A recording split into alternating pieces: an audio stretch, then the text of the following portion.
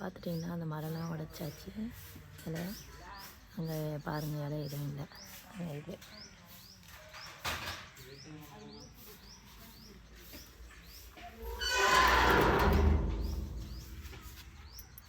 Okay. இந்த இது வரைக்கும் ஓகேவா?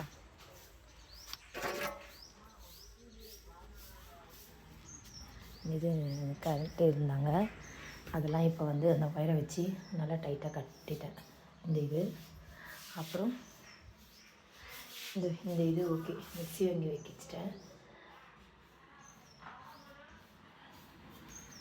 அப்புறம் 2 லைட்டு, டியூப் லைட் ஒன்று,